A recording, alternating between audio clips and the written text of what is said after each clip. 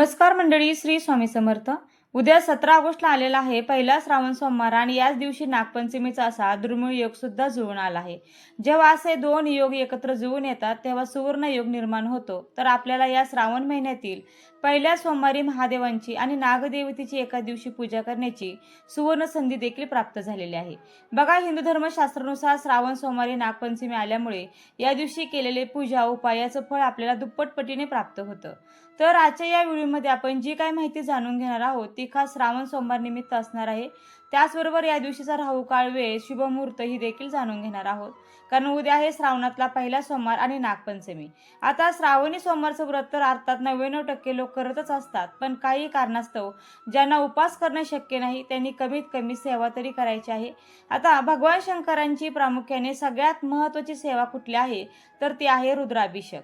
बघा, रुद्राभिषेक जर करणं तुम्हाला शक्य असेल तर आवर्जून करा. या व्यतिरिक्त ज्यांना रुद्राभिषेक करणं शक्य नाही त्यांनी फक्त ओम नमः शिवाय म्हणून शिवलिंगावर जल अर्पण केलं, त्यासोबतच त्या ठिकाणी बसून शिवम स्तोत्र म्हटलं, शिवचालिसा म्हटलं किंवा द्वादशी ज्योतिर्लिंग स्तोत्र जे आहे ते म्हटलं तर निश्चितच भगवान शंकरांची कृपा प्राप्त होण्यासाठी मदत मिळते. त्यासोबतच पितृदोषापासून मुक्तता आपल्याला हवी असेल तर त्यासाठी भगवान शंकरांची आराधना करण्याला विशेष असं महत्त्व आहे.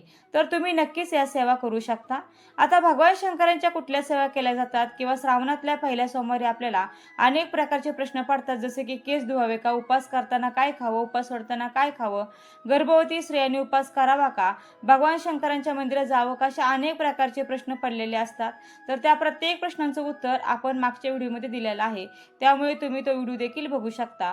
तर तशा पद्धतीने तुम्ही करू शकता. आता आजच्या व्हिडिओमध्ये आपण एक छोटासा उपाय देखील जाणून घेणार आहोत जो की प्रत्येकाला सहज करणे शक्य होणार आहे.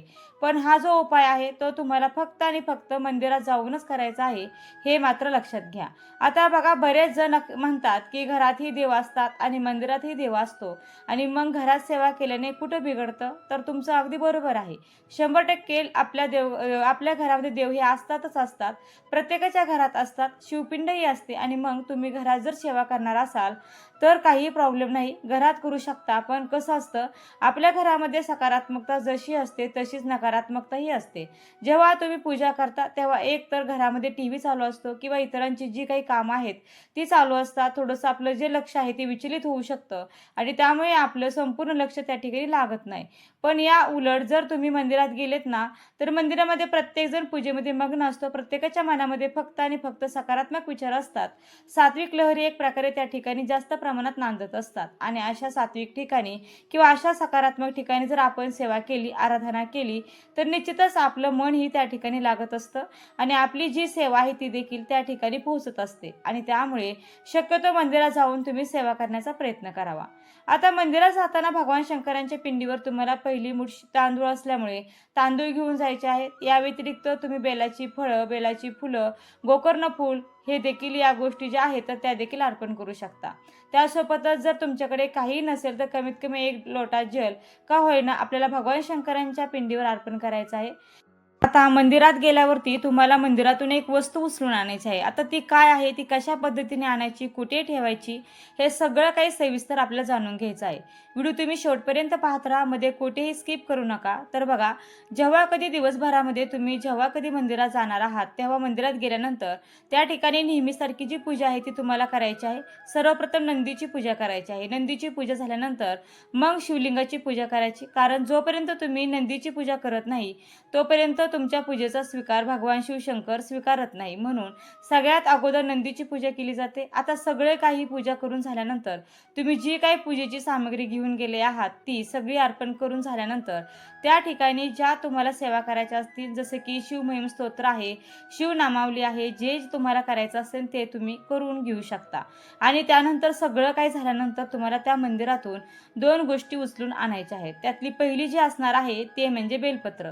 आता हे जे बेलपत्र असणार आहे ते तुम्ही वाहिलेलं असू द्या किंवा इतर दुसरे कोणीही वाहिलेलं असू द्या, तर ते एक बेलपत्र तुम्हाला घरी घेऊन यायचं आहे. ते कशासाठी तेही सांगत आहे.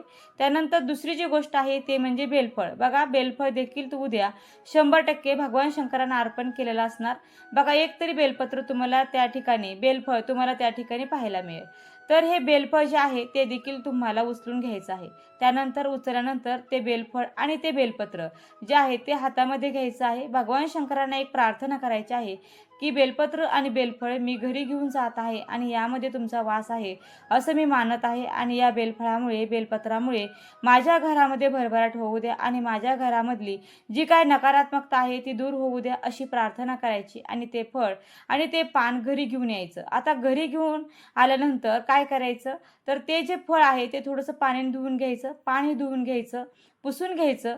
पुसल्यानंतर ते बेलफळ जे आहे तर ते आपल्या घरातील कुठल्याही एका दिशेला, असं ठराविक दिशा नाही, तुम्ही पूर्वेला ठेवा, पश्चिमेला ठेवा, दक्षिणेला ठेवा, उत्तरेला ठेवा, कुठेही ठेवा. जिथे तुम्हाला हॉलमध्ये जागा मिळणार आहे तिथे तुम्हाला हे फळ ठेवून द्यायचं आहे. त्याची पूजा वगैरे करण्याची गरज नाही, पण तुमची इच्छा असेल तर तुम्ही त्या बेलफळाची पूजा देखील करू शकता, धूपदीप ओवाळू शकता आणि ते घरातील एखाद्या ठिकाणी ठेवून द्यायचं. आता ठेवताना कुठे ठेवायचं, तर बाहेरून जेव्हा एखादी व्यक्ती येते तेव्हा तिची नजर आहे तर त्या बेलफळावर पडेल अशा पद्धतीने ते बेलफळ ठेवायचं आहे. आता पावसाळ्याचं वातावरण आहे, फळं म्हटलं फुलं म्हटलं तर त्यावर चाचण वगैरे फिरतात. तर असं तुम्हाला वाटत असेल तर एक पातळ प्लॅस्टिकचा कागद तुम्ही त्याला गुंडाळून ठेवू शकता, पण आपल्या हॉलमध्ये हे फळ ठेवायचं आहे. आता हे फळ का बरं ठेवायचं, तर बघा, बेलफळ तुमच्या घरातील जी काही नकारात्मकता आहे तर ती शोषून घेणार आहे. बाहेरील येणारी व्यक्ती आपली जरी असली तरी बऱ्याचदा आपल्याही मनामध्ये सकारात्मक विचार असतात असं नाही, नकारात्मकही विचार असतात. जर ते नकारात्मक विचार जे आहेत तर ते बेलफळ शोषून घेत असतं आणि एक प्रकारे जसा कोहळा काम करतो तशाच पद्धतीने हे बेलफळ देखील काम करणार आहे आणि म्हणून आपल्याला हे बेलफळ घरामध्ये ठेवायचं आहे. दुसरी गोष्ट म्हणजे आपण बेलपत्रही आणलेलं आहे. आता बेलपत्र आपण मंदिरातून आणलेलं आहे त्यामुळे अर्थातच त्याला प्रसादाचं प्राप्त झालेलं आहे. आता हे बेलपत्र जे आहे ते पुसून तर घेतलेलंच आहे. शक्य असल्यावर तुम्हाला त्यावरती अष्टगंधाने किंवा जे भस्म असतं त्याने तुम्हाला ओम नमः शिवाय असं लिहायचं आहे. एका पानावर ओम, मधल्या पानावरती नम आणि तिसऱ्या पानावर शिवाय असं लिहायचं आणि त्यानंतर हे जे बेलपत्र आहे ते आपल्या तिजोरीमध्ये ठेवायचं आहे. जिथे तुमच्या मौल्यवान वस्तू ठेवलेल्या असतात, तुमचे थोडेफार पैसे ठेवलेले असतात, कारण बऱ्याचदा आजकाल घरामध्ये या गोष्टी ठेवल्या जात नाही, बँकेत वगैरे ठेवलेल्या असतात, पण थोडीशी का होईना रक्कम आपण घरामध्ये ठेवत असतो. एखादा डब्बा केलेला असतो, एखादा गल्ला केलेला असतो, तर त्या ठिकाणी आपल्याला हे बेलपत्र जे आहे ते ठेवायचं आहे. याने काय होणार आहे, तर आपली आवक वाढणार आहे. आता आपोआपच बेलपत्र ठेवल्याने तो गल्ला भरणार नाही किंवा आपली तिजोरी पैशाने भरणार नाही, तर काय होणार आहे, तर आपण जे काही काम करतो त्याला यश मिळायला सुरुवात होणार आहे.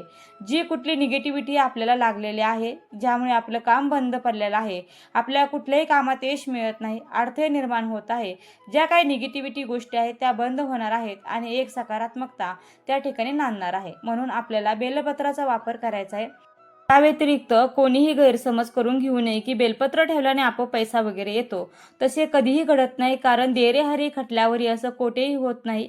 कष्टाला पर्याय नाही, कष्ट हे प्रत्येकाला करावे लागतात, पण प्रत्येकाच्या कष्टाला यश मिळतं असं नाही. समाजात तुम्ही पाहिलं असेल की एखादी व्यक्ती अगदी थोडेसे प्रयत्न करते पण त्या थोड्याशा प्रयत्नांना खूप सारं यश मिळतं. याउलट एखादी व्यक्ती खूप प्रयत्न करते, खूप कष्ट करते, पण त्या कष्टाचं चीज मात्र होत नाही. का, तर तिला भाग्याची साथ मिळत नाही आणि अशा या भाग्याची साथ मिळवण्यासाठी आपल्याला हे छोटे छोटे उपाय करायचे असतात. तर नक्कीच तुम्ही हा छोटासा उपाय करून बघा. आता ते किती दिवस ठेवायचं, तर बघा, पुढच्या सोमवारपर्यंत तुम्ही ठेवा. पुढच्या सोमवारी ते पान काढून घ्या, निर्मल्यात टाकून द्या आणि त्या जागी नवीन दुसरं पान ठेवा. फळाचंही तसंच आहे, जोपर्यंत ते फळ तुम्हाला चांगल्या व्यवस्थित पद्धतीत दिसत आहे तोपर्यंत राहू द्या आणि ते जर तुम्हाला थोडंसं खराब झाल्यासारखं वाटत असेल किंवा 8-15 दिवस झाल्यानंतर, महिन्याभरानंतर ते सुकल्यासारखं वाटत असेल तर तुम्ही ते पुन्हा बदलू शकता.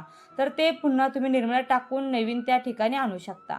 आता श्रावण संपल्यानंतर प्रत्येकजण बेलफळ पिंडीवर अर्पण करेल असं नाही, तर मग तुम्ही झाडाचं वगैरे तोडून आणू शकता किंवा विकतही आणलं तरीही चालेल आणि ते शंकराच्या मंदिरामध्ये पिंडीवरती अर्पण करून नंतर आपल्याला घरी आणायचं आहे, हे मात्र लक्षात ठेवा. पण हा उपाय तुम्ही कमीत कमी 6 महिने करून पहा, तुम्हाला 100% त्याचा सकारात्मक असा अनुभव हा पाहायला मिळेल. आता आपण जाणून घेऊया नागपंचमीची तिथी, सोमवारचा राहू काळ व शुभमुहूर्त. तर नागपंचमी 2026, नागपंचमी तिथी सोमवार 17 ऑगस्ट 2026, श्रावण महिना शुक्ल पक्ष, पंचमी तिथी. तर बघा, पंचमी तिथी सुरू होते 16 ऑगस्ट 2026 दुपारी 4:51 पासून ते पंचमी तिथी संपते 17 ऑगस्ट 2026 संध्याकाळी 5 वाजता. त्याचप्रमाणे बघा, उद्या नागपंचमीच्या दिवशीचा जो राहुकाळ असणार आहे, म्हणजेच उद्या श्रावणी सोमवार देखील आहे, तर तो राहुकाळ असणार आहे सकाळी 7:52 ते 9:27 तर या वेळेमध्ये आपल्याला चुकूनही श्रावण सोमवारची पूजा किंवा नागपंचमीची पूजा ही अजिबात करायची नाहीये. तसेच पूजेचा शुभ काळ असणार आहे पहाटे 5:51 ते 8:29 तसेच या दिवशीचा दुसरा मुहूर्त असणार आहे तो दुपारी 11:59 ते दुपारी 12:51 तर एक शुभ मुहूर्त आहे. तर या मुहूर्तावरती तुम्ही पूजा केली तरीही चालेल, कारण शुभ मुहूर्तावरती आपण जी काय पूजा करतो तर त्याचा आपल्याला शीघ्र फळ प्राप्त होते आणि म्हणून मुहूर्त हा खूप महत्त्वाचा असतो. तर बघा, भाग्याची साथ लाभण्यासाठी हे उपाय नक्की करा. श्रद्धा भक्ती ठेवून करा, अंतःकरणापासून करा, तरच त्याचा रिझल्ट हा तुम्हाला बघायला मिळेल.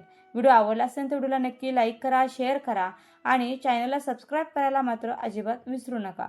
व्हिडिओ शेवटपर्यंत पाहिल्याबद्दल अगदी मनापासून तुमची खूप खूप आभारी आहे. धन्यवाद.